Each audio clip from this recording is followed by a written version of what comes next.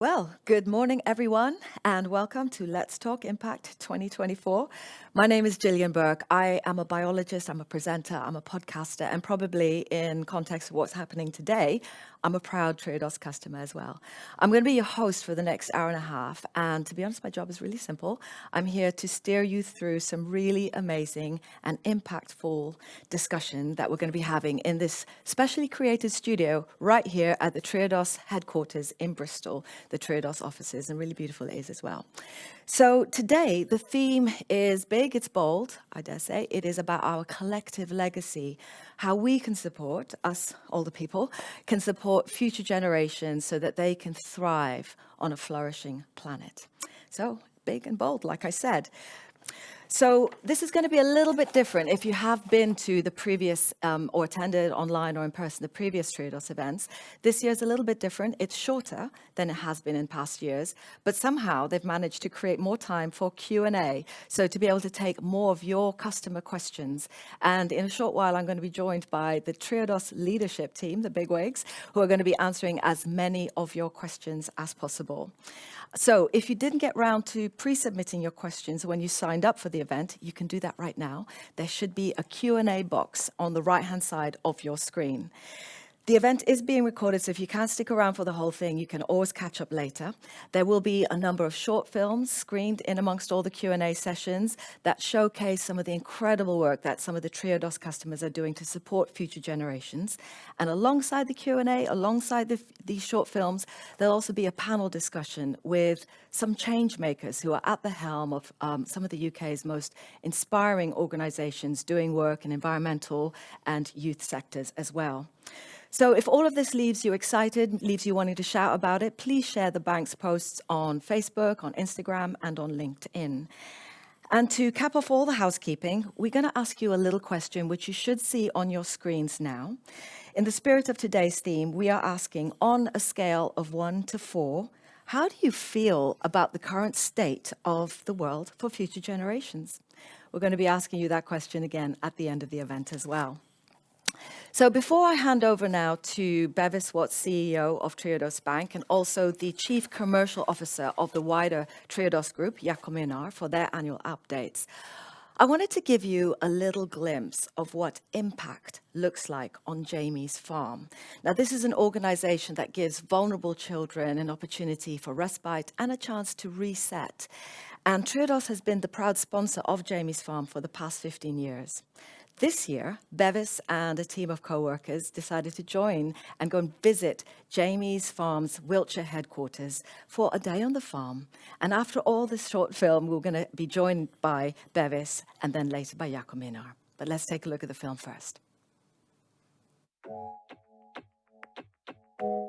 We believe the customers that we're supporting are creating a better world, one that's fit for purpose for future generations to live in and flourish in. Today we're visiting a customer. I'm here at Jamie's farm, and that's why myself and my colleagues are in our wellies and raincoats. So this is Jamie's farm. We bring vulnerable children to live and work on our farms for a week at a time and hopefully go back to school and thrive in a way that they weren't before. The idea of buying a farm was kind of a dream. We had no capital ourselves and we needed to access finance. And very quickly the name Triodos rose to the top. I remember sitting in the first credit committee that looked at Jamie's farm in around 2009. It was really clear Jamie had a really inspiring vision for helping young people. So young people visiting our farms are basically immersed in the life of a working farm. But we milk her every morning and we do that with the kids as well. Cooking meals for each other, harvesting vegetables from the garden. If you've got the celery there, that is blueberries. Strawberries there, which we had our first season last year, yeah. Looking after livestock. And there's our goat Jeffro there. Working with horses, keeping the place tidy, all of the activities that it takes to keep a proper working farm going. The young boy last week, he loved the pigs, loved them. The kids are right in the heart of and involved in every process that's necessary. I love it when they learn a new skill. So last couple of weeks we've been shopping with the kids. Yeah! and putting it straight in the biomass boiler, and that's a good feeling. You feel surprised, don't you? It's the weight of the, you sort of feel. It's the feeling they get from it. £360,000 is what it costs society in terms of the life of a child who is excluded from school. 6 months after visiting, 63% of children are experiencing improved well-being. 64% of those who've been referred at risk of exclusion from school are no longer at risk of exclusion 6 months on. He was really beaming and smiling, and it just really did feel like a success. What's incredible now is since that first farm we financed, we've helped them with 4 others, and they now have 7 farms nationwide. They are helping tens of thousands of children. And the really inspiring thing now is that Jamie and his colleagues are really embracing regenerative farming. So Jamie's farm is in another exciting phase of growth. We've taken on the farm next door here, where we can support around 1,000 vulnerable children in this valley. For me, it's very exciting to see Triodos money working in the way it is, not least in terms of the children and their outcomes, but also in terms of the regenerative farming, improving habitats, improving soil, producing livestock in a regenerative and thoughtful way. I think the kind of fit between us and Triodos is a really remarkable one, and it's great that the relationship continues. Being able to come and actually spend time with a long-standing customer really helps me realise that I'm playing a part in a bigger vision. I feel fantastic. Seeing in situ what they do with the money we lend is the best experience ever. Triodos Bank are not just about making profit, it's all about making impact. I wish we could have more days like this. Having been involved with Jamie's farm for 14, 15 years, I'm so proud to come here today and see the latest in their nationwide network of farms, number 7. And I can't wait to come back again and see it full of kids enjoying being in the countryside and learning more about themselves. It's been really exciting to re-engage with Triodos, and I'm not sure that we would have been able to buy the farm without them. Hello everybody, and thank you for joining our annual event.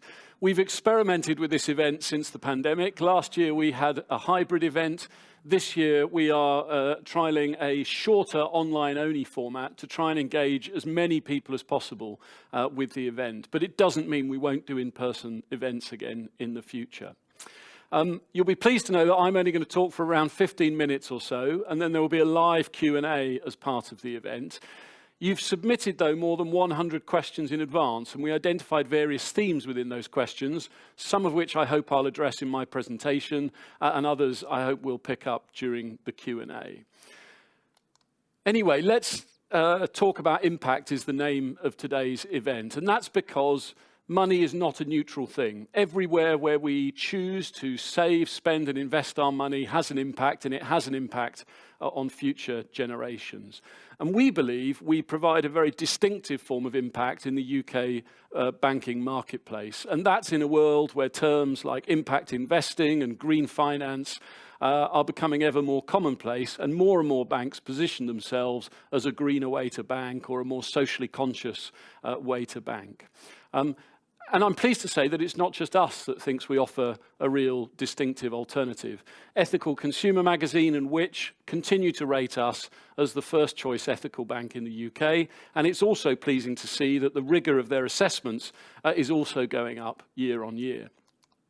We also benefit from a number of accreditations, and Which last year introduced their eco-provider label.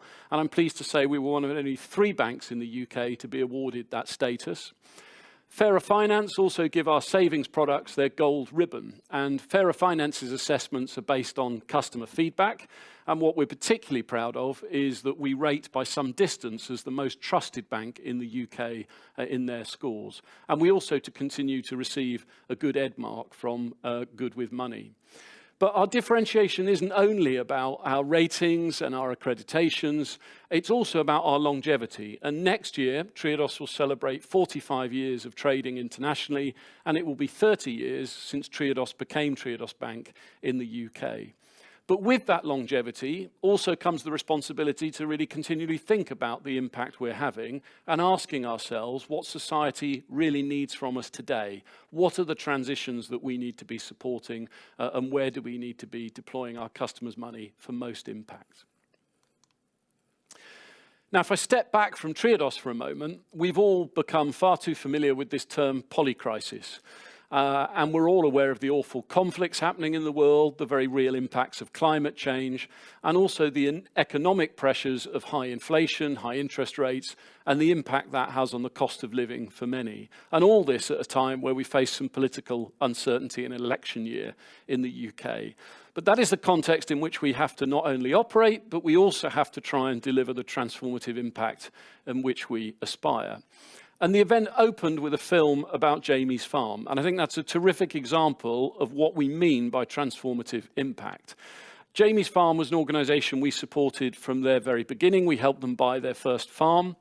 And this was at a time when they were really pioneering a new form of care farming in the UK. And also when they were trying to demonstrate a new business model, and one that was unproven.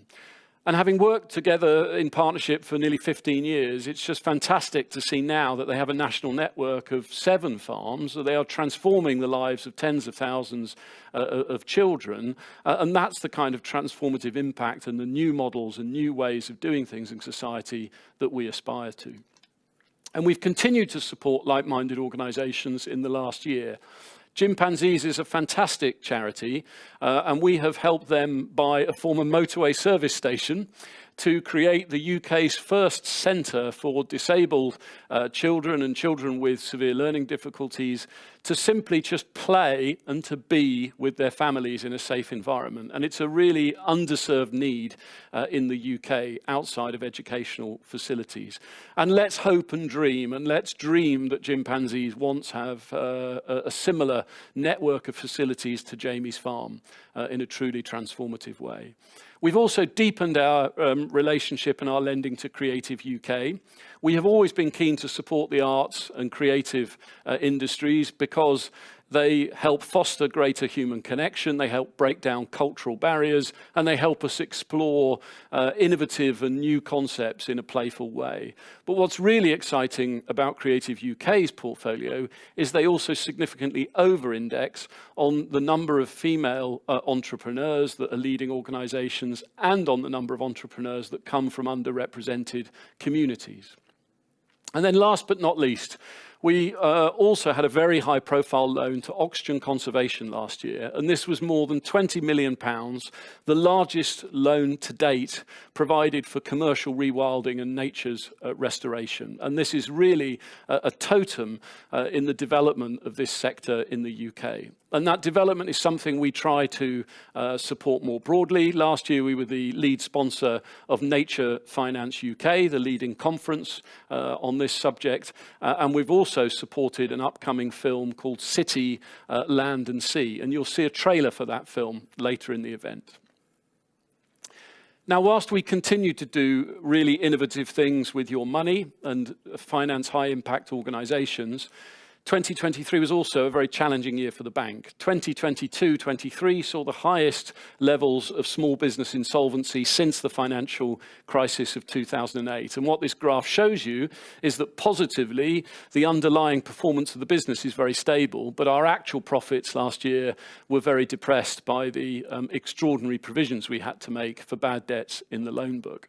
But the positive in that is despite unprecedented challenging times, we remained profitable.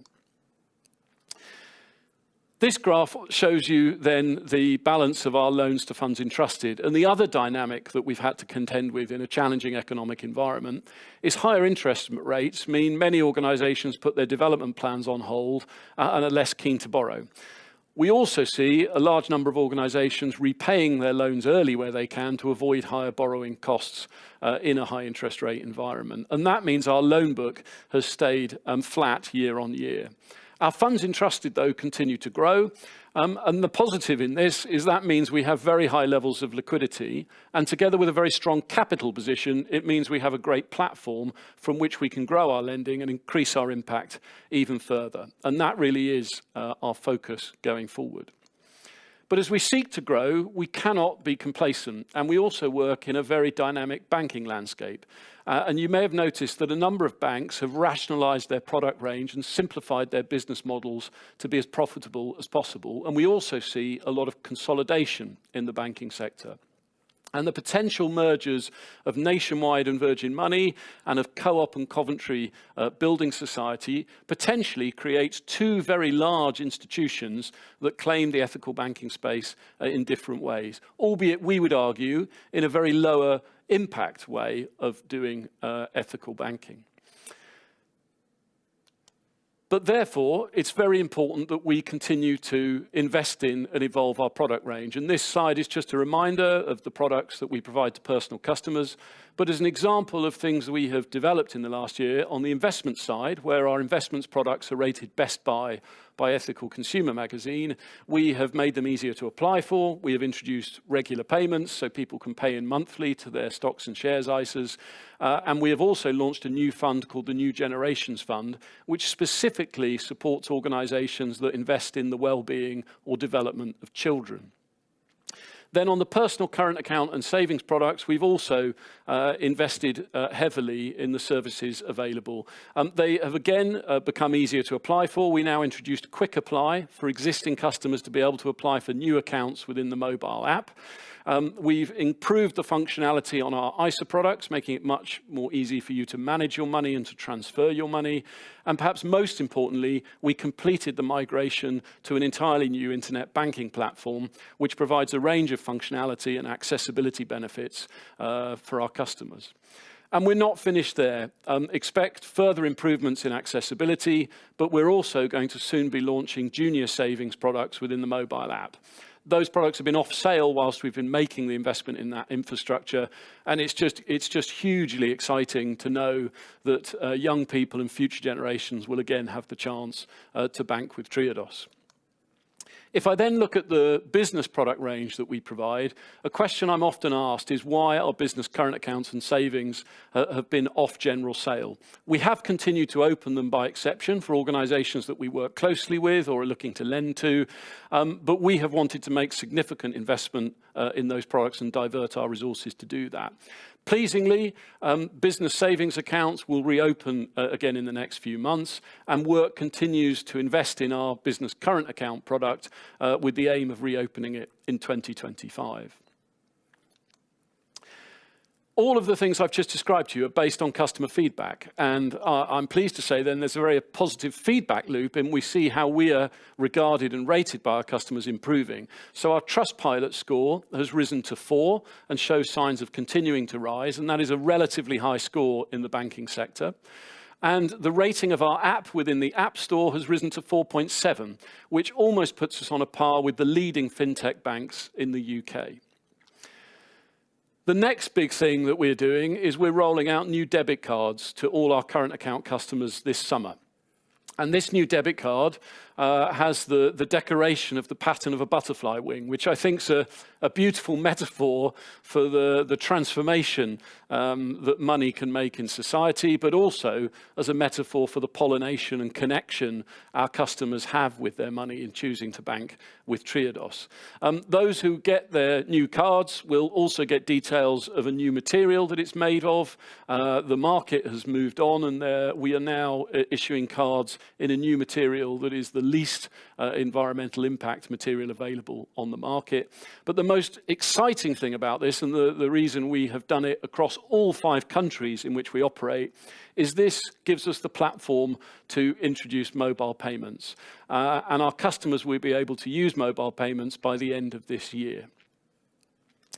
And it's very important that we continue to evolve the product range and offer all of the things people expect of us, because we still seek to be a voice in challenging the way banking is done. And it's been a particularly interesting year to try and do that, because the offboarding of one very high-profile individual by Coutts NatWest really created a media storm around the concept of woke banks.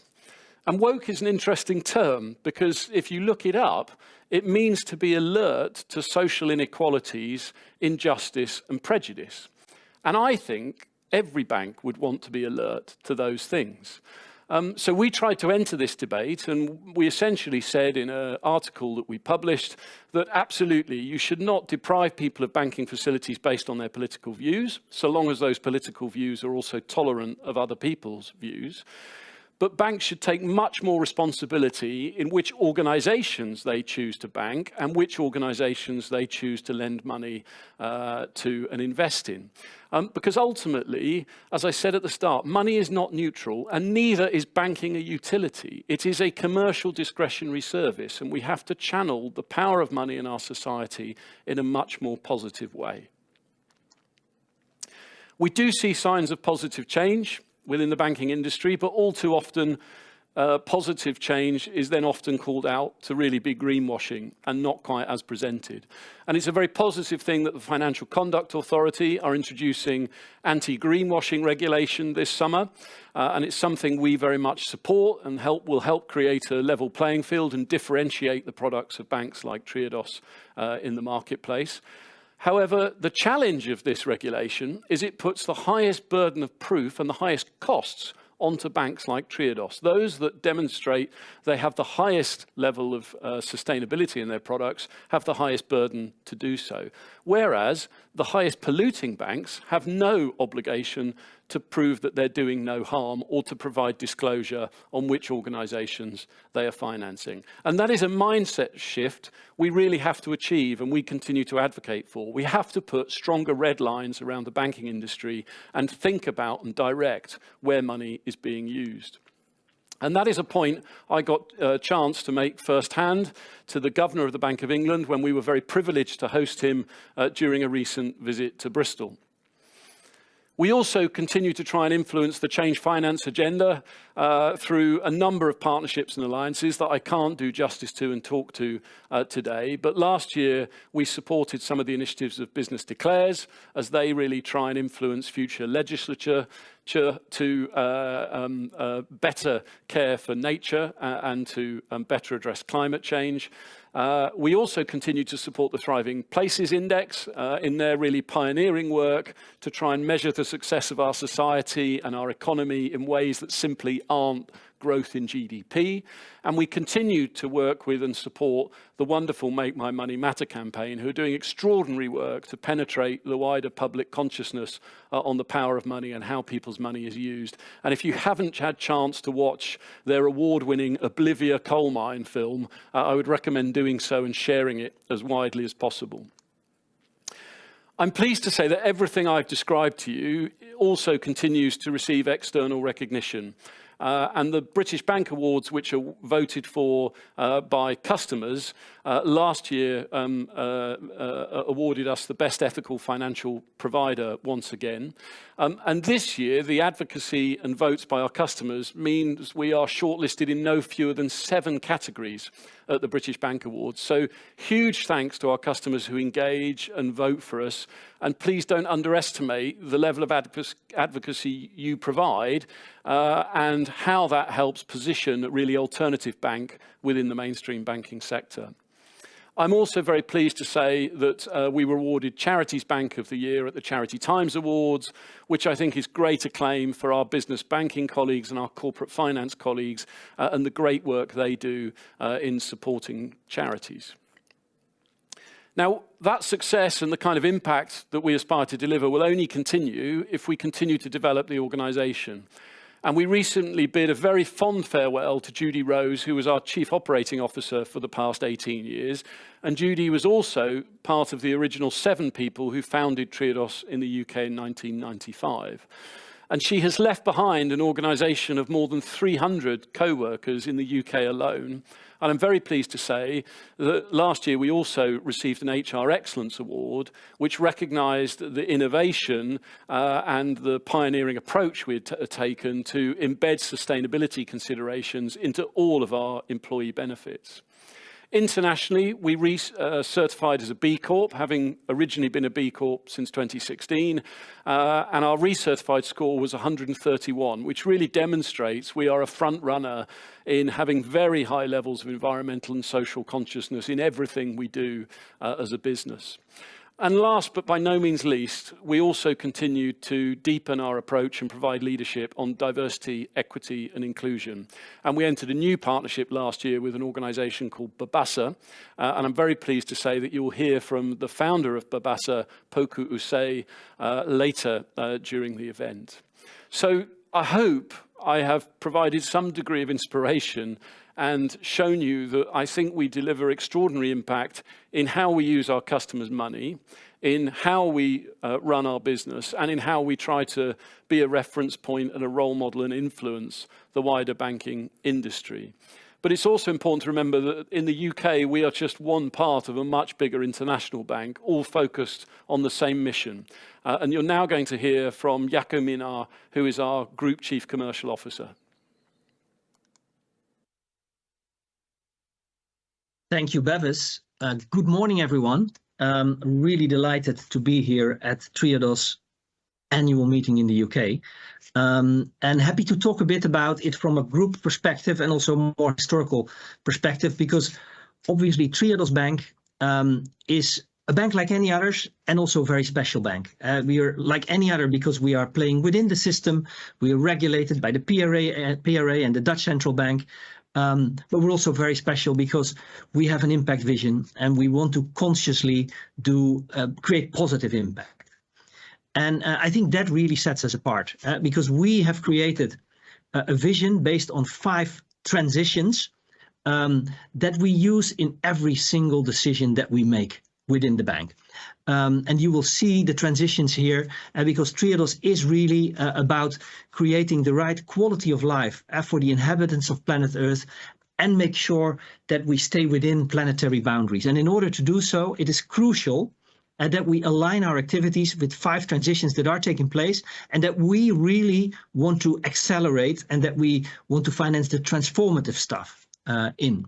And those 5 transitions are the food transition, where we go from a more animal-based protein diet to plant-based, where we make sure that we do agriculture which is aligned with nature, and where we take care of the soil and don't use the pesticides and move away from the more intensive system that we currently have.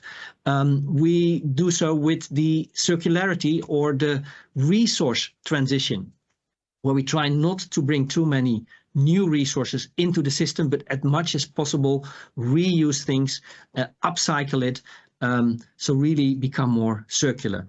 You may know us perhaps best from the energy transition, where we have long been a very major player in moving from fossil fuels to renewables, and I will say a bit more about that later. And that's all more sort of on the green, on the planetary boundary side, but very importantly, there is also the social and the societal side. And so we have the societal transition, where we want to make sure that we have a society where everybody can play. So it's about inclusion. And it's also about avoiding that we become too polarized and that we remain with a cohesive society, basically. And the other part, which we call the well-being side, is more about us, individual human beings, and making sure that everybody has a quality of life so that they can live with dignity.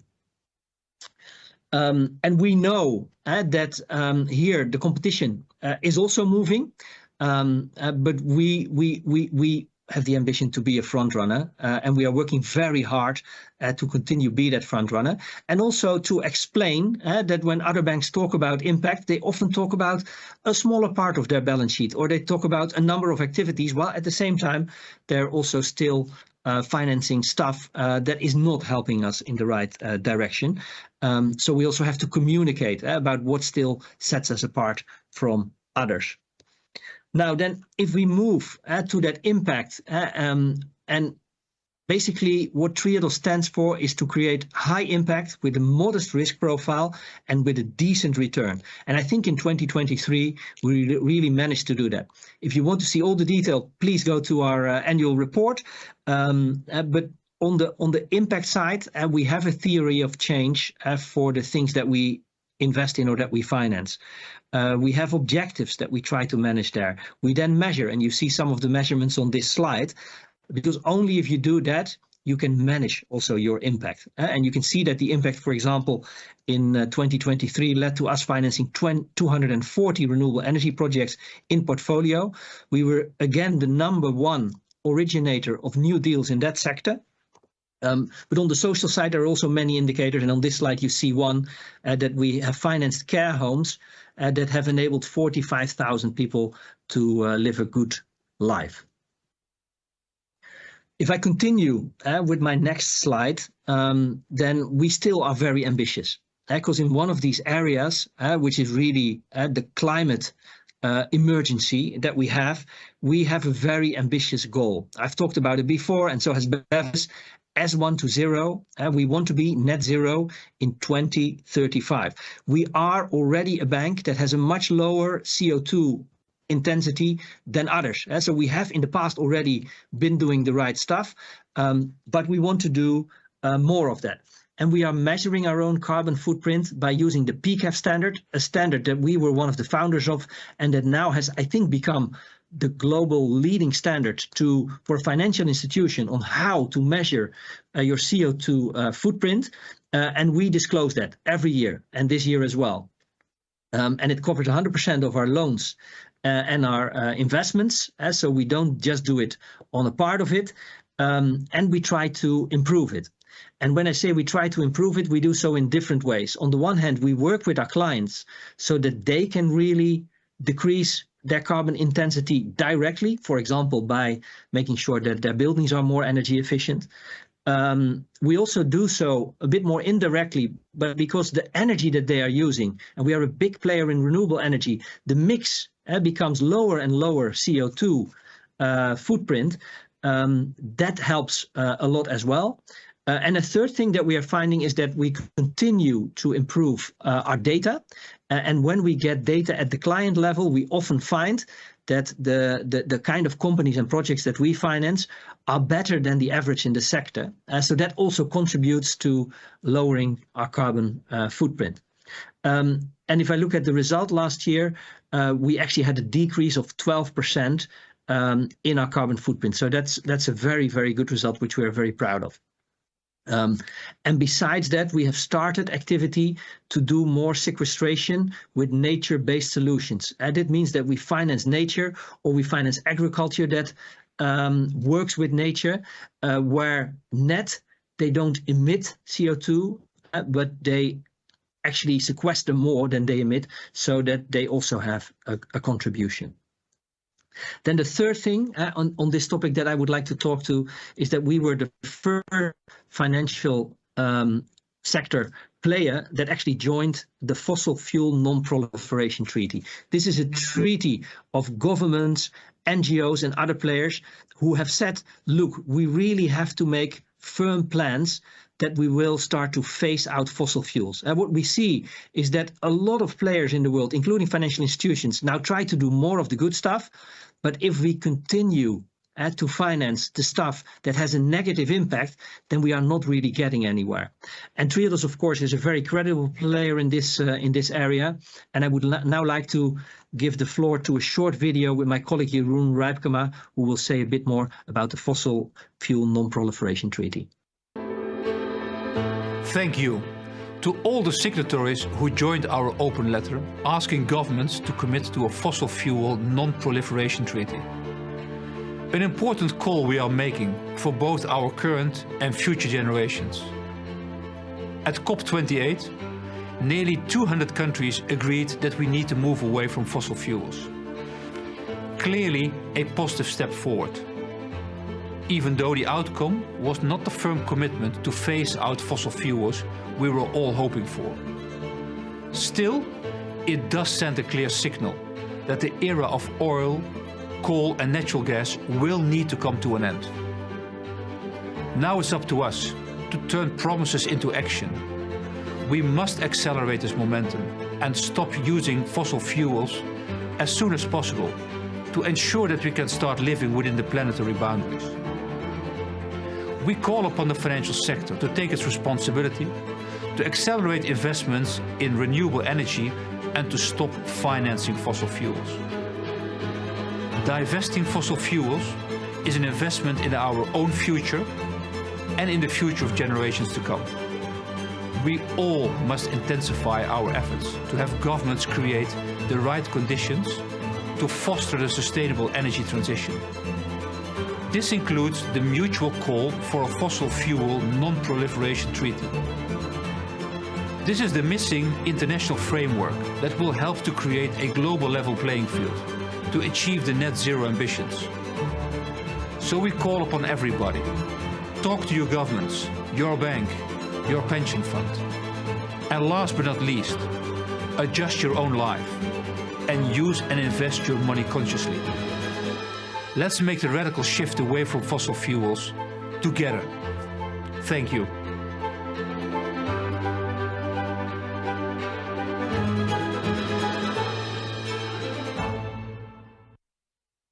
After having seen the film with Jeroen, let's shift to the second part of our promise to you. Besides a high impact, we also want to have a modest return. And if we look at the financials of 2023, I think we managed to do that. 2023 was a year, of course, where on the European subcontinent, we really saw much higher interest rates than before. That has helped our business. We were also able to contain our cost and to restructure the business a bit so that we can focus on the things that are really important and make sure that those costs don't increase too much. And that led to a record profit of over 77 million, as you can see, and 6.1% return on equity, which is well within the range that we target of 5 to 7%. Now, wrapping it up, I would just want to reflect on the role of Triodos in society. I think our founders, when they started this bank more than 40 years ago, already they did it exactly right. They basically said we have to make sure that people understand that in the financial sector, the decisions that you make don't only have a financial consequence, but they have a consequence in terms of what happens in the real economy and what doesn't happen. And that has been the role that we want to play. And it's a very conscious choice that we do so within the sector, because that allows us to demonstrate how it can be done. And it gives us more credibility in terms of talking to other financial institutions, talking to the regulators in how we can change the system for the better. And in 2024, we want to continue that. We want to continue to work on having human dignity, a good quality of life for everyone on this planet, and making sure that we stay within the planetary boundaries. Thank you very much.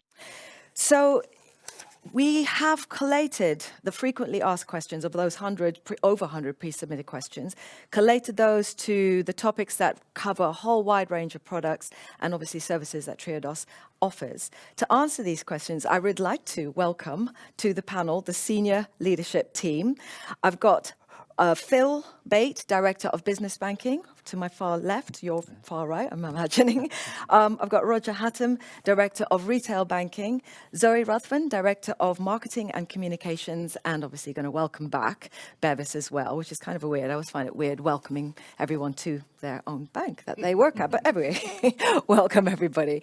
We're going to start with a question which was submitted by Jess. It did sort of touch on a lot of questions that other people answered, and this is about truly green investments. The question is, can you envisage truly green stocks and shares ISAs competing on performance with others on the market? I'm looking at Roger as Director of Retail Banking because I think this is your bag, isn't it? Yeah, it is really. Thank you, Julian. Thank you, Jess, as well. I know a number of people have been interested in overall fund performance in the last year or so, and I think I just want to caveat everything I say just by saying we're not here giving financial advice in a formal way. Obviously, people would need to go and speak to their own advisors for that.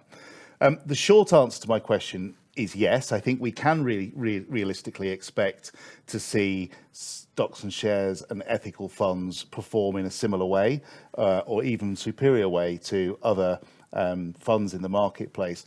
But there is a but, and the but is it's around the long term. Let me just explain and unpack that a little bit. Yeah. When you invest in a Triodos investment fund or another ethical fund, you are explicitly making a choice to be in the sectors that support all the things we've been hearing so far in terms of developing a thriving society and an environmentally sustainable planet. And you are therefore explicitly moving out of some of the sectors which don't support that, so fossil fuels and armaments and so on. And that means that the funds at different parts in the economic cycle or affected by global events may perform differently. And we've seen that very actively in the last 4 years. During the pandemic, there was a lot of movement into the kinds of stocks and shares that Triodos funds and so on invest in. But after the invasion of Ukraine and the spike in energy prices, that's changed and reversed things. And we know that the fossil companies have been printing money during that phase, and that's been reflected in their performance. However, if you take a long run view, we think that that's going to change for a couple of reasons. One, there's a lot of academic evidence now by people like Alex Edmonds, Professor of Economics at London Business School, and Mark Carney, former Governor of the Bank of England, who are saying that as we go through a transition that we must go through, that the money will follow those things. And I think secondly, and probably finally, I think Bevis said, money is not neutral, and we do have to make a moral and ethical choice about where our funds go. So whilst we think that will support long-term investment returns, frankly, there are no returns on a planet that we can't live on. And so we need to, I think, put our morals behind our money in that sense as well. Okay. Thank you very much for that. And thank you as well to Jess for that question. It's an election year, in case no one's noticed. Julia has sent in this question, which asks, what can Triodos and its customers do to persuade politicians to keep their promises on the environment? That's a big one. Is it a communication challenge, Zoe? Well, I think it's a great question, and it was a really strong theme, as you said, probably not surprising given upcoming elections, not just in the UK, but globally.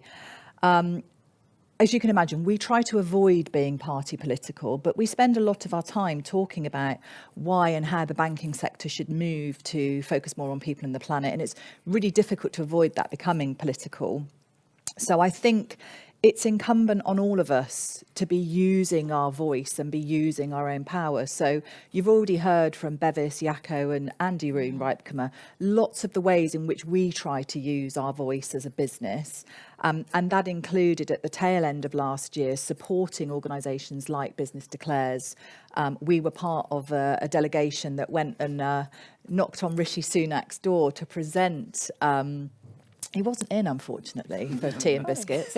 But we were taking action on behalf of over 2,000 business leaders, calling for the government to kind of immediately stop investment in new fossil fuels, to rapidly scale up investment in renewable energy, and take action to protect nature.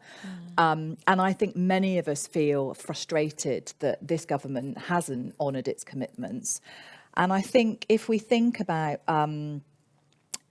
there are lots of ways we as consumers can support those lobbying for these things. I mean, many of our customers and partners do that, whether it's Friends of the Earth, RSPB, Soil Association. So we can definitely swing behind others. And I think a really great live example would be the Climate and Nature Bill that's being championed by an organisation called zerohour.co.uk, which is really calling for change, and we're certainly getting behind that. But I think we have to understand that governments only take action really when they know they've got public sentiment on their side.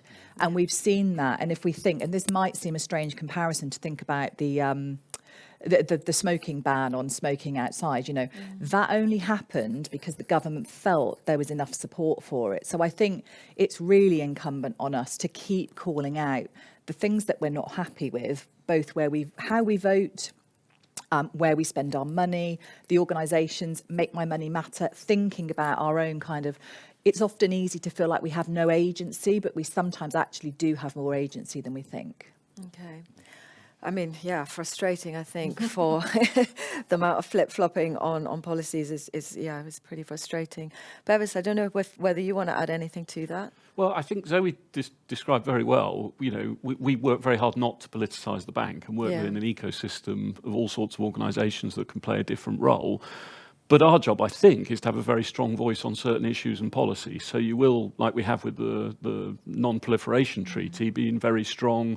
We wrote to the Prime Minister about that, saying actually we really would like the UK government to show leadership on this.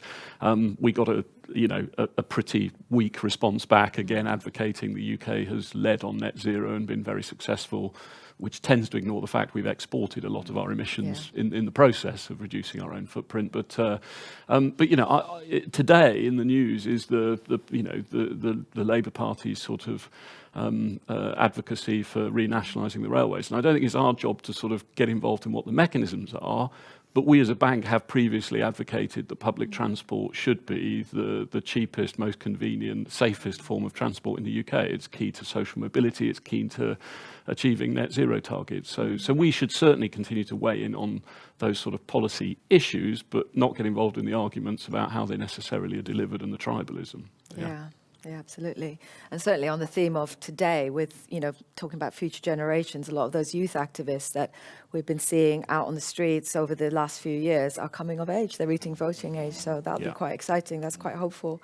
Sticking with the theme of positive impact for future generations, we've got a question from Marilyn, which is, how do cities need to change for Gen Z to thrive? And I mean, we're talking here about the young people born between the mid-90s, mid-noughties. Phil, what role can a bank, I'm going to you because obviously we need to get you to speak, but what role can a bank play in creating cities for the future? And we're talking about Gen Z, but there's Generation Alpha, which are out, they're coming. Yeah, it's a really great question. It's a really big question, Marilyn. So yeah, thank you for asking it. I'll try and keep my answer relatively short. I think it plays really well to what Jaco was talking about earlier, actually, our 5 transition themes. And if we can get those working, if we look at how we would design a city for these people, we talk about food and resources and well-being and energy and society, and they sort of all play into that design. I'm going to start at probably a really predictable place, so accommodation. I think if we look at young people coming forward now, they really struggle to get into affordable, high quality, high environmental properties. So I think any design of a city would have to have that sort of at the core. Secondly, probably thinking about, we often talk between cities and countryside, sort of nature, you can have one or the other. So how do we bring nature into the cities for people to interact with? So not just green space and places to congregate and be in nature, but I think also food generation and how we get communities together within the city, generating food and being sort of part of that whole process. There's so many different ways we could talk about this question. Looking at energy usage and how we generate energy within the city. And I think if we're designing that from scratch, we need to be thinking around things like energy loading and demand, where we have peaks and troughs now that are really difficult to manage. So how can we design that out of the system? We could touch on transport, and Bevis has already mentioned around those points, and the arts and culture, and how Generation Z and others will sort of interact with that in maybe a different way to others. So how do we build that into the design of the city? I think maybe I'll just wrap up sort of just to mention, we saw it on the slides earlier on around the Centre for Thriving Places and the Wellbeing Index. So how can we take the lessons that have already been learnt and the recommendations that have come through and build that into the design of the cities, acknowledging that maybe GDP isn't the only measure of success, maybe not even a good measure, some may say. So how can we look at ensuring we have a city that thrives, whether GDP is up or down? So this is something that the bank's able to support, like in many ways, in all these sectors, presumably? Yeah, and we do quite a lot of work around placemaking. So, looking at regeneration of particular areas. Some will surprise people. I think in a previous annual event, we showcased the UK's first sort of outdoor swimming centre in Brighton, which was regeneration of a derelict part of the seafront. So we look, which also integrates sort of net zero business units and things like that. But so we do a lot of work on regeneration. But yeah, I mean, I think all of the agendas Phil's described we're involved with in some way. We also love community ownership. We think sort of people owning and designing their neighbourhoods and so on is a very powerful thing, which is why we've historically always supported community land trusts, community asset transfer, and many projects where people really have a more democratic control over develevent. Wow. Okay. Lots of pieces in the puzzle. It sounds like you need to know what direction you want to travel in, though. I think is probably the most important thing. We got a final question from John. This is actually something that I've unpacked in my podcast. I'm going to a little plug there, episode 10, if you want to hear it. So this is a question about solar arrays on farmland, and the question is simple: does Triodos support solar arrays on farmland? Oh, that's probably one for me again, okay. I think, actually. It's a great question, because it gets to the heart of what it means to be an ethical bank. So if we were a normal bank, we'd look at security, we'd look at return, sector limits, we'd lend, or we wouldn't based on those criteria. But I think if you're an ethical bank, you then have to factor in a whole range of different factors that lead into ethical dilemmas. So naturally, as Triodos, we want to support renewable energy. We want to continue to get the pipeline of generation going, and Jaco on his slide showed how we're sort of first in the world for number of deals arranged, which is great. But that shouldn't be at the expense of food and biodiversity.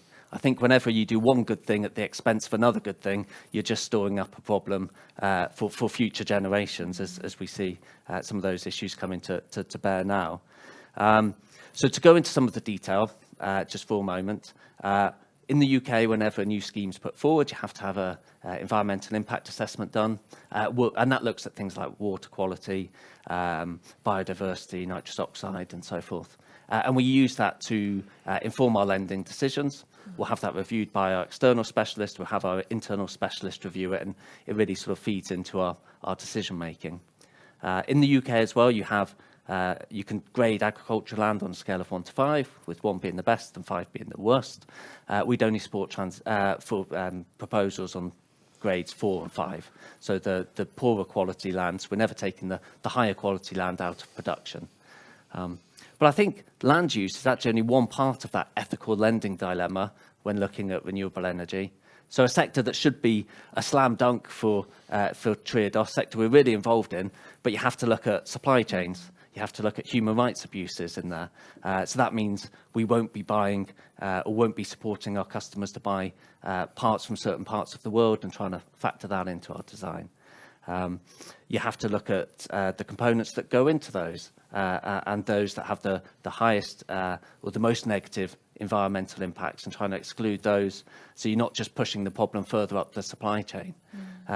And how the schemes interact with the local community and so forth. So something that should be really straightforward actually has a whole range of different dilemmas you have to factor in. And I hope that gives people confidence, the fact that we are thinking about these things, because actually you need to bring them into the open and have that debate to really decide what's the right way to go or not. And I have listened to the podcast, and it doesn't sound like it would be a scheme that would meet those criteria in terms of what we look for. Well, yeah, I mean, just to very briefly, because that scheme that I feature in If I Rule the World podcast, I know it's a big ambition, not actually that I want to, but yeah, it was a triple SI site as well. So it wasn't just, bog standard farmland, just to make that clear. But thank you for the detail, because the detail is important, as they say. So we're going to wrap up the pre-submitted questions. There's still time. We're going to be taking a second session of live questions from you. So if you've still got questions that have not been answered by the panel yet, this is your chance in that little Q&A box. We're going to take a short break, though. We're going to be looking at a film. This is a little teaser of a new groundbreaking documentary that Triodos has helped to sponsor. It's called Sealand City, and it shines a bright spotlight on the UK's most powerful and inspiring people and projects that are making a difference for nature and for future generations.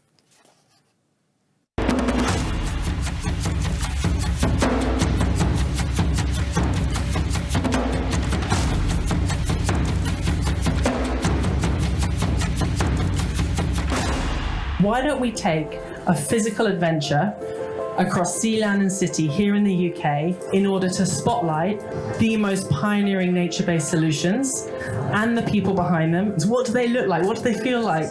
and what is their real potential for impact to help people see it and sense it. We are so excited to be part of the Sealand City initiative. At Waterbear, our real focus is to unite culture, impact and of course incredible storytelling.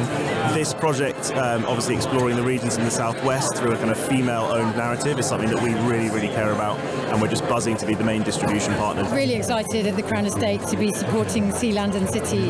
It's exactly what our business does, and the connection between Sealand and City needs to be at the heart of how we approach nature recovery for the UK. I think it's really important that we showcase these business opportunities and the projects out there, just to give people a sense of what nature's all about and really connect them with the projects, and hopefully actually they'll go on to potentially invest in different projects but also connect themselves with the projects. In the Solent, we're bringing together 10 different organisations to restore a whole ecosystem, and I'm really interested by the opportunities for this project to bring people who otherwise would never see that and really introduce them to it, and try to help people understand what's actually happening in our marine environment.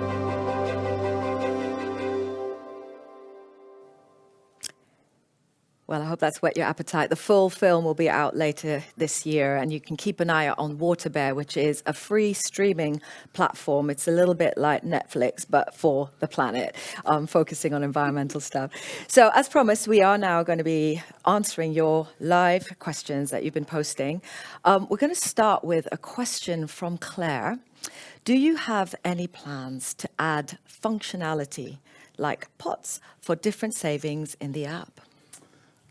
I guess I'm going to take that one, Gillian, thanks. I guess we've been focusing on the last year, as Bevis mentioned in his speech, about functionality improvement of the app, and we've seen that come through in some of the usage scores and so on that we're getting. But we are now beginning to get to a point where we can start to improve and enrich the functionality. And a lot of people, I think, and it's implied by the questions, do like to demarcate in their own mind what they're using their savings for, and so this old-fashioned idea of putting money in pots for different things is still, I think, very psychologically alive for a lot of people in the way that they think about their savings.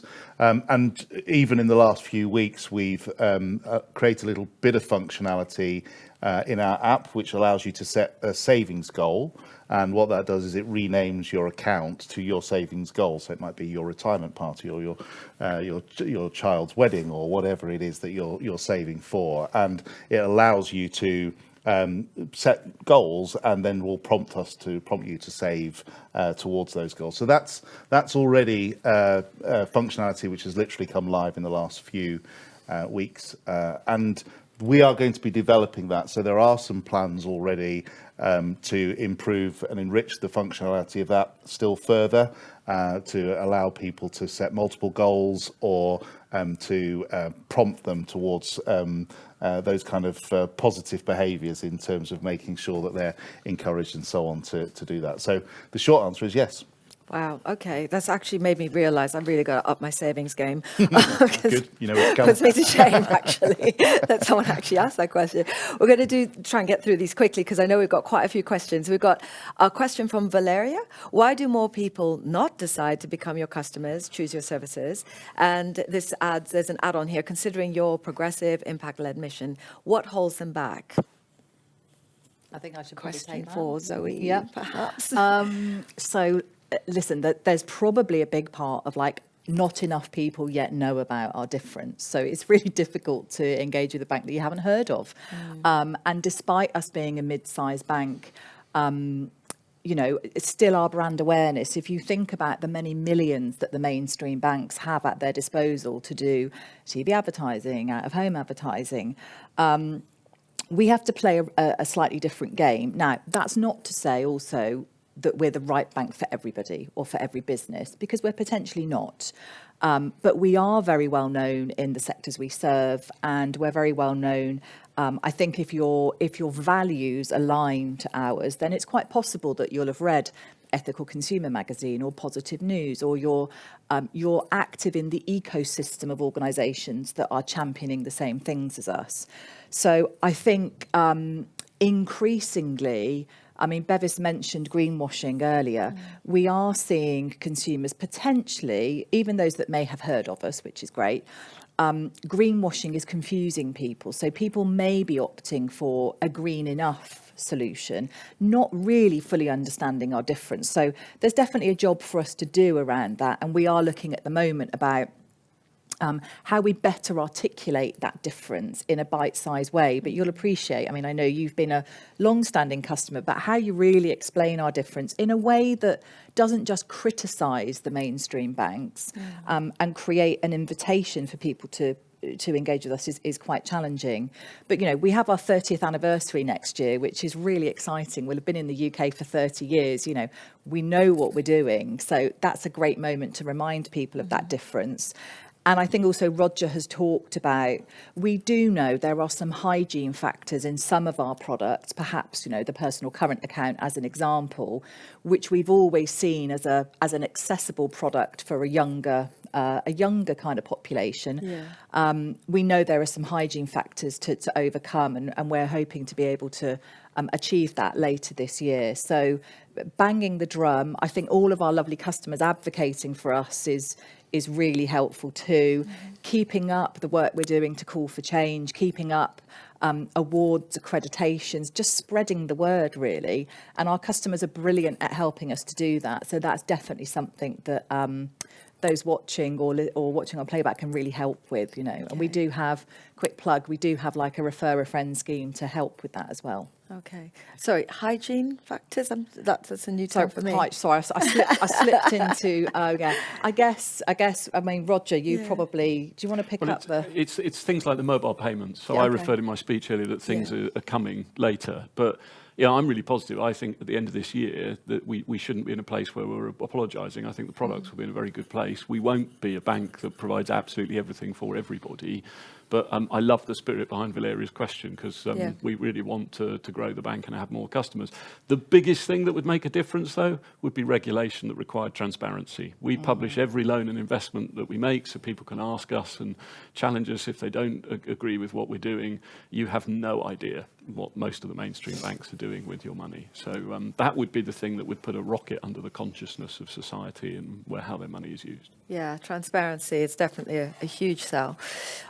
We've got another question. This is, can't see who that's from, but it says, why have you made a requirement to download the mobile app to open an account? I think this is excluding people who can't afford a mobile phone.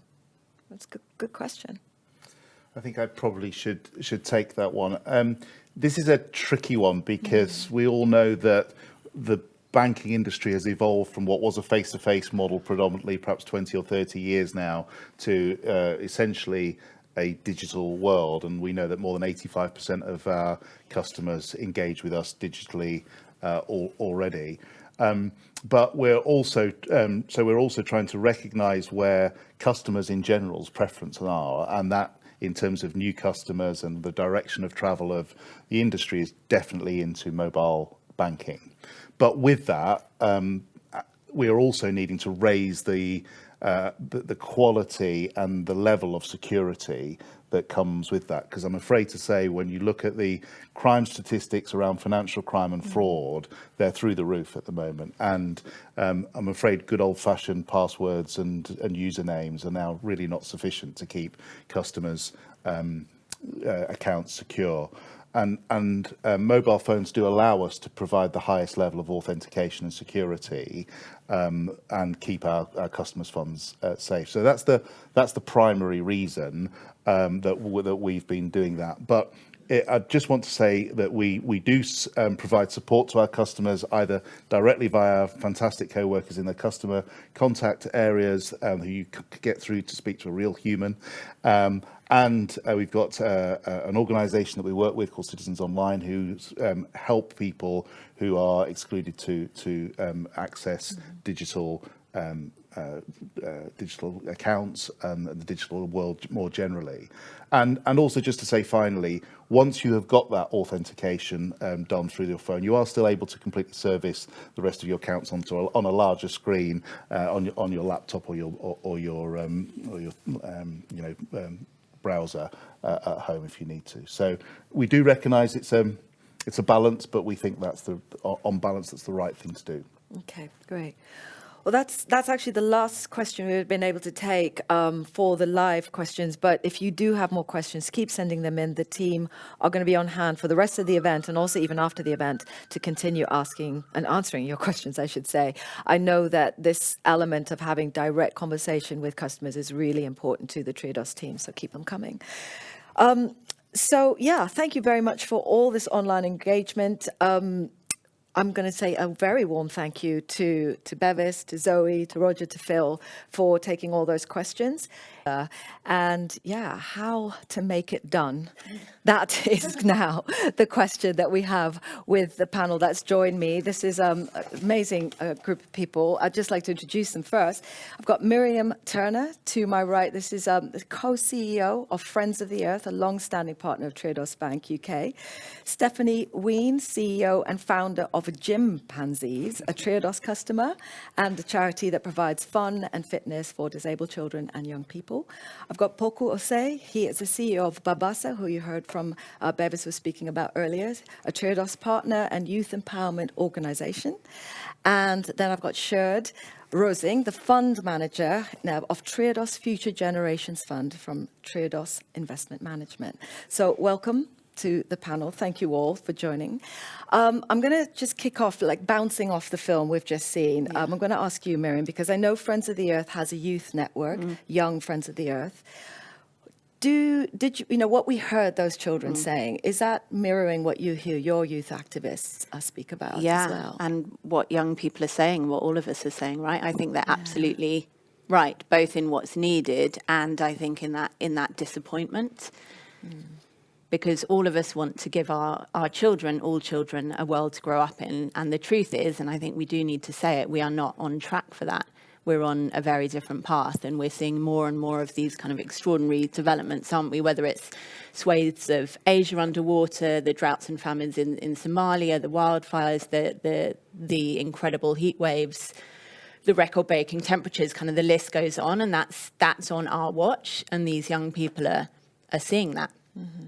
So we know what we need to do. We need to act and change, or else the climate and nature crises will change us. So I think that's manifestly apparent, and that's kind of what they were saying, right? And we also know the what is needed. We have to get off fossil fuels, and we have to restore and protect nature. And I think the how bit is really interesting, because what we've seen as Friends of the Earth over 50 years of environmental campaigning is what works is collective action and the kind of collective voice. And that's when we can put that pressure on, whether it's governments or business, because they're going to listen to a collective voice if they want our money or our vote, right? So I think that voice saying what we expect, that we need better, is really crucial. And that's what we're really working on with our youth work and our support of youth activism. We actually work predominantly with young people who might not have historically been very well represented in the environmental movement, which I think is really important. So that might be disabled young people, racialized young people, people from a working class background who have a really critical kind of lived experience and perspective on these crises, and I think historically have not been listened to. Yeah. Well, yeah, certainly how we get people. Well, I guess what you said earlier, how we get to a point where governments understand if they want our money and our votes, certain actions need to take place. Yeah, we're gonna come to that definitely with further down the panel. But Poku, I just wanted to ask you, there's this concept of being a good ancestor to the generations to come. Miriam's highlighted how we need to consider social, environmental issues, and also hearing from people from as many backgrounds as possible. I think most people agree, that is a good thing. So can you share your own perspective, your personal perspective on the importance of enabling all young people to thrive equitably? Yeah, I think what I would say to that, Gillian, is almost looking at it from a slightly different angle by saying that what happens if we don't? What's the cost if we don't allow all young people to thrive equitably? And I think in a very human way, it fosters apathy. But that feeling of apathy and that feeling of exclusion, as we know, and as research shows, feeds into what we know to be high levels of social vice, high levels of crime, and certainly the lack of care for the environment and those individuals in question. So there is a cost that we can't neglect. And gone are the days where, such costs were neatly sort of sectioned off to parts of society. But now we know that what happens in London has a direct impact, at times within seconds, in Bristol, and what happens in Bristol has an impact in Washington. So that's something that we need to try and address head on, and recognise that the negative impact of apathy and exclusion has a cost for us all. I think the flip side to that is also saying that, okay, what is the opportunity for gone if we don't move to act equitably or engage these groups equitably? And for that, I'll probably say two things. I think the first will probably be the failure to nurture that next generation of actors and activists in all communities. We can talk about environmental impact all we want, but if we are not nurturing those actors and activists from all communities, then the probability is that we are not going to see that systemic difference that we all hope for our planet. So there is that. I think the second thing is about recognizing that we also lose, whether as organizations, institutions, and communities, we also lose if we don't engage equitably to tap and draw out the talent from these communities, because they do have lived experience to be able to help us make sound judgments for what we need to do to help bring about that social and environmental impact, positive impacts that we all seek. So that's how I'll take those. I'll take your question. Thank you. I mean, it's really interesting how every person I've ever spoken to about this comes at this from a slightly different angle. But, at the end of the day, I feel like it's really compelling that, everyone needs to be brought along for the ride. Stephanie, I just wanted to ask you about your work. I know your organization was created to fill a gap. For providing affordable leisure facilities for disabled children and young people. Probably need that now more than ever in this cost of living crisis. I call the cost of growing wealth and inequality crisis, but that's another discussion for another day, I reckon. Can you just tell us, though, what's the difference that you see in your daily work and also just in terms of the organizational level in being able to provide these facilities, not just for health and well-being in the short term, but also in the longer term for young people? Well, it's just a huge problem. And watching that film it made me quite sad, because these children who are celebrating the world that they love and that they get to enjoy, our disabled children and young people aren't able to enjoy that. And they are often stuck at home, either because of physical difficulties getting out into the world. If you're in a wheelchair, it's hard to get on a beach or go around a farm. If you have sensory difficulties, if you've got ADHD or autism, then actually you're feeling the world too much or not feeling it enough, and going to a busy playground is just not going to happen. And so these children are really isolated from other people, but also really isolated from this beautiful world that we've got. And so what we're doing, we're opening a leisure centre for these children. And these are the children who need exercise and play more than anyone else. Exercise and play is how children develop, and these are children who aren't developing in the same way as other children. And so if they're not exercising, they're not getting strong, they're not developing their skills, they're potentially not reaching their milestones. And if you can give them the right kind of exercise, then they can do those things.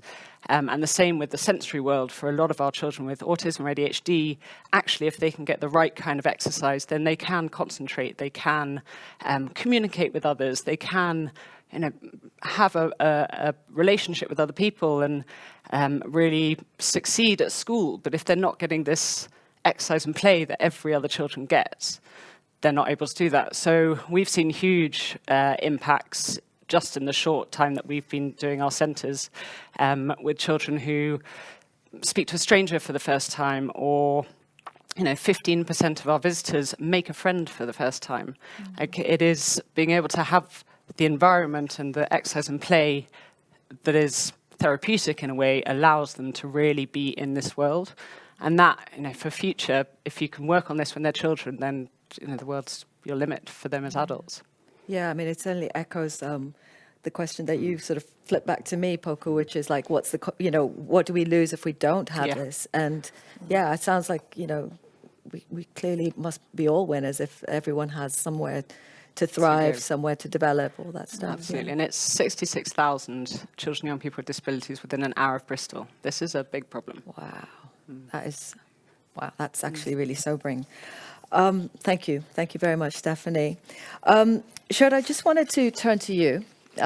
We've heard, both from Poku, from Stephanie, about the importance of making these provisions for children.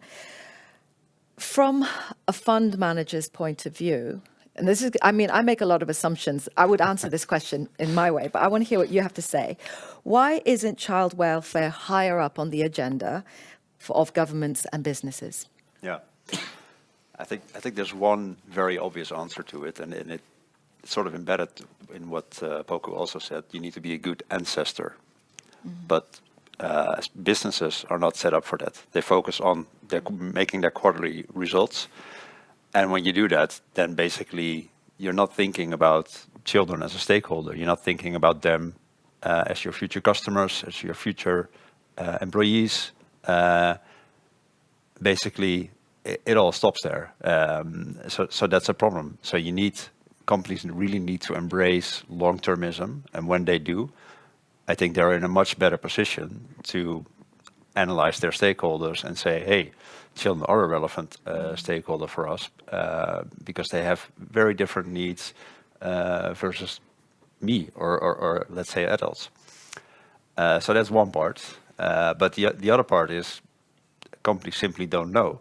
They think child well-being, yeah, that's child labor. We have a policy for that, so it's all okay. We don't need to care about it.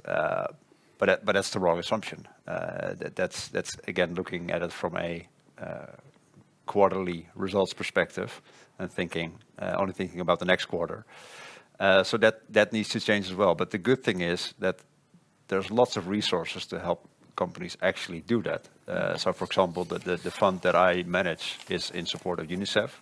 So we work together with them to get companies to understand the importance of this topic and get this on their agenda. So they have lots of resources that can be used. But it's just a matter of bringing it to them. And there are different organizations as well. So I also see it as my responsibility when I manage the fund. Of course, I want to generate a very good return, but I also see it as my responsibility to convince companies of this need. So that's something that we're pushing for, because whether it's businesses or governments, children just don't have a seat at the table. They have no voting rights. They're not an economic agent, so to speak. I mean, they have a little bit of money, of course, but not enough to care. And somebody needs to help them. And I think that's as much as I can do. That's what I can do. Right. So you're the fund manager of the Triodos Future Generations Fund, and that's how you keep an eye on that within this organization. Yes, yeah, and I have two little kids as well, so I bring it home as well and try to embrace it there as well. But yeah. So it's a real world as well. Yeah, it's on my mind 24/7. Yeah. So what I wanted to do, is give everyone a chance to kind of outline and have a little one impactful thing. So maybe starting with you, Miriam, can you give an example of one thing that could be done or is already being done that you can think of that's going to make a positive impact for young people and for future generations? Yeah. And a bit of background about why I think it's so important, just building on some of the conversations we've all been having. Some Friends of the Earth recent research identified that there's 1.6 million children in England living seriously nature-deprived lives. And I think that matters for lots of reasons. One, obviously, is the physical and mental health. We all know how it feels being in nature and having access to it. The second is, of course, in urban areas, we know that there's loads of benefits of having greenery, just in terms of resilience to heat island effects and extreme weather. And then critically, and we were all chatting about this earlier, of course, we can't protect and love what we don't know and haven't experienced. So I think fundamentally access to nature and the outdoors and play is just absolutely critical for future, for the future. So that leads me to, one thing is the Postcode Gardener program that we're running. So we're identifying where there are most areas of nature deprivation, and then working with a kind of community organizer, gardener, who works with young people, community organisations there to really radically green up the most grey areas. And then through connection with that programme, we're also working on campaigns that, I'd love to talk to you about around the rights, the kind of human right to a healthy environment. And we're working to enshrine that in law.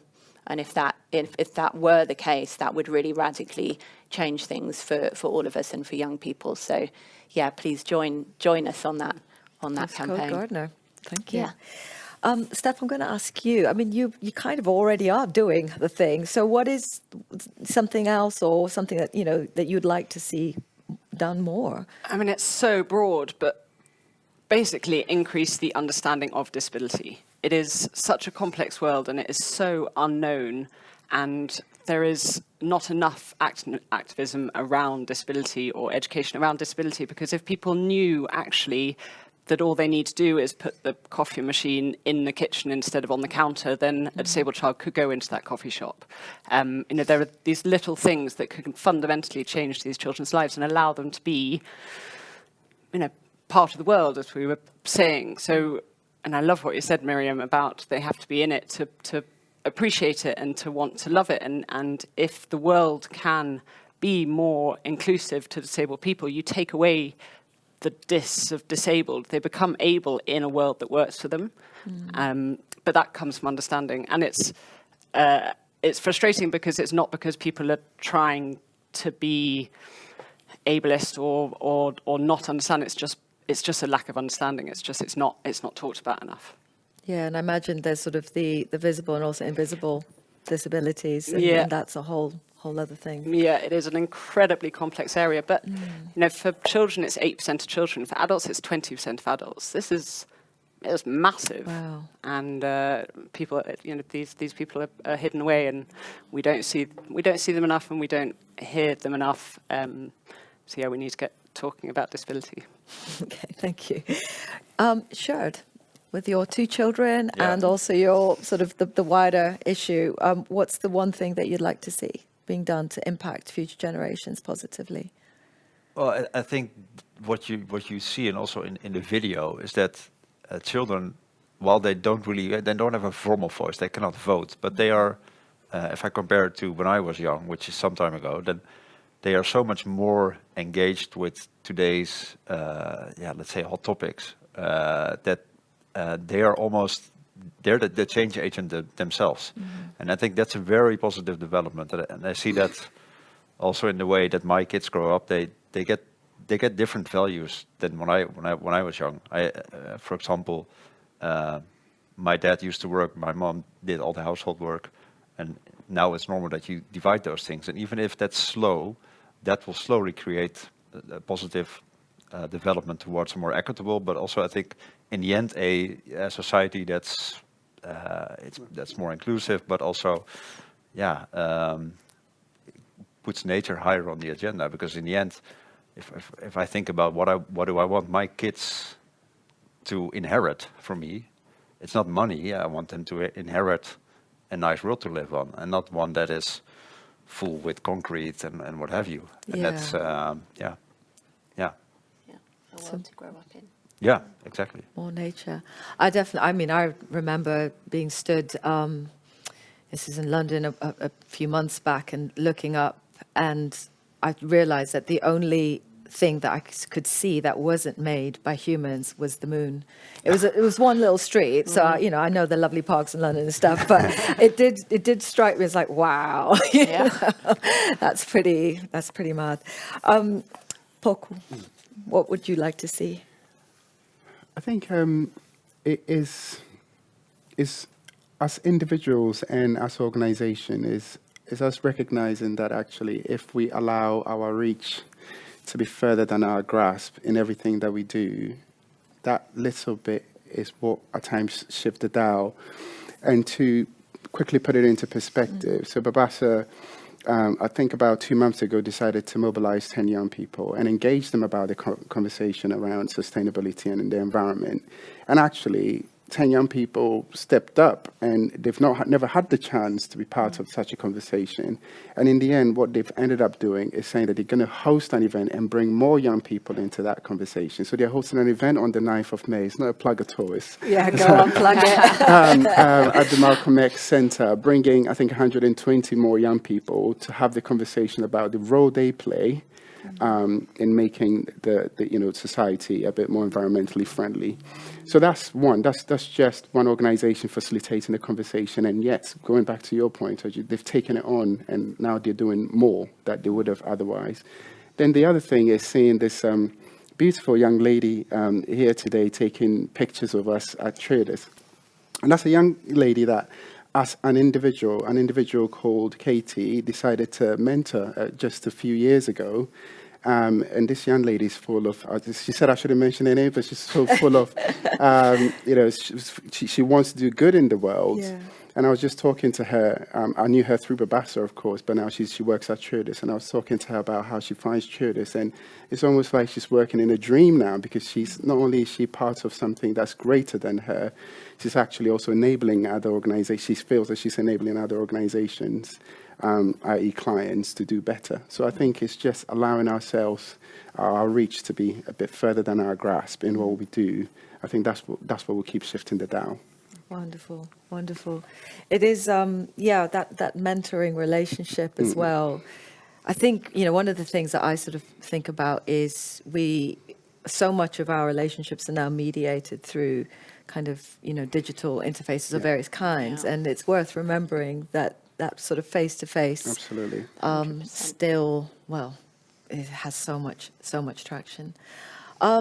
So just perhaps as a final question to you, Miriam, as the co-CEO of Friends of the Earth, so an organization with very clear vision about, the world we're trying to create. What do you think future generations need to thrive from, kind of like pulling it all together, joining all the dots together?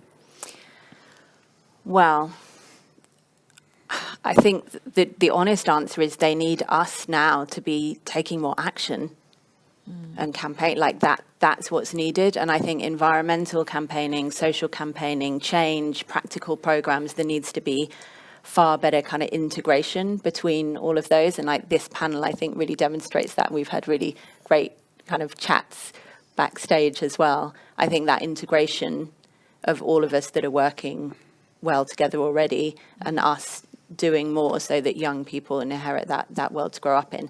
And by the way, don't get me started on the social media piece, the digital piece. I think that's just so critical. Like we're social creatures, right? Like relationships really matter, and face-to-face really matters. Yeah, absolutely. I mean, well, first of all, I just want to say thank you to all of you. I know we've kind of really raced through and just skimmed the surface of the work that you all do. But I mean, I'm guessing if you're watching this, if you're a Triodos customer, if you're thinking about being a Triodos customer, then, you're already kind of, in this discussion in some form or another. So please do keep the conversation going with Triodos. I know that the team will be here to take your questions even after the event and beyond. And just for me to say thank you so much again to all of you for watching, for the panel, for everyone that's taken part and made today possible.